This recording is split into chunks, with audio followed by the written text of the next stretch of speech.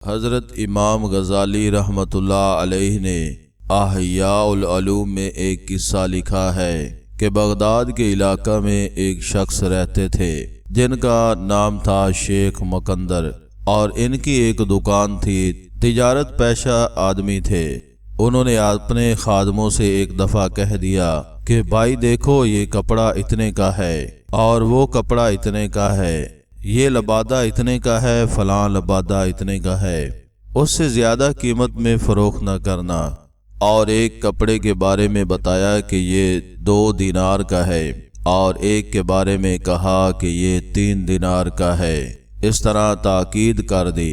ایک مرتبہ اپنے کسی کام سے جا رہے تھے، راستہ میں ایک شخص سے ملاقات ہوئی جو اعرابی اور دیہاتی تھا۔ دیکھا تو اس کے پاس ایک لبادہ ہے۔ انہوں نے پوچھا کہ بھائی یہ لبادہ کہاں سے خریدا؟ تو اس نے کہا کہ ادھر ایک دکان ہے، وہاں سے خریدا ہے۔ پھر پوچھا کہ کتنے میں خریدا؟ تو اس نے کہا کہ میں نے 3 دینار میں خریدا۔ تو انہوں نے اسے لے کر الٹ پلٹ کر کے دیکھا اور اس کے بعد میں کہا کہ یہ تو 2 دینار کا ہے، تم نے 3 دے دیے، 1 دینار تم نے زائد دے دیا ہے، اس لیے چلو اس کو واپس کر دو، تو اپنی قیمت واپس لے لو، یا نہیں تو اپنا 1 دینار واپس لے لو۔ تو اس نے کہا کہ آپ کون ہیں؟ انہوں نے کہا کہ میں اسی دکان کا مالک ہوں۔ تو شیخ مکندر اس دیہاتی کو لے کر واپس پہنچے اور اپنے خادم سے کہا کہ تم نے یہ غلط حرکت کیوں کی؟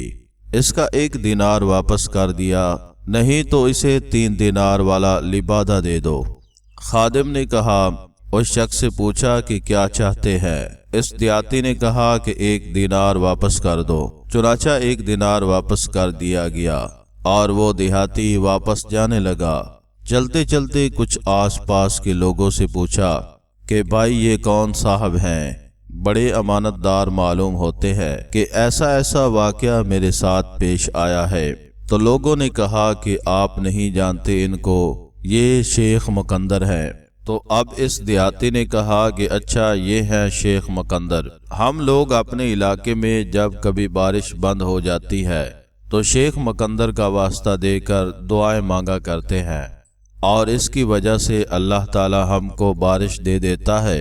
اس نے کہا کہ یہ تو وہ آدمی ہے، مجھے پتہ نہیں تھا، اور کہنے لگا کہ میں تو سمجھ رہا تھا کہ شیخ مکندر کوئی صاحب جبہ و دستار شخصیت ہوگی جو کسی خانقاہ میں بیٹھ کر تسبیح گھماتے ہوں گے، لیکن یہاں آ کر پتہ چلا یہ تو تاجر آدمی ہے، تجارت کر رہے ہیں، لیکن مقام ایسا ہے اللہ کے نزدیک کہ اللہ ان کے نام کی بدولت ان کے واسطے کی وجہ سے بارشیں نازل کر رہا ہے۔ اس سے معلوم ہوتا ہے کہ ہر راستے سے خدا کو پایا جا سکتا ہے۔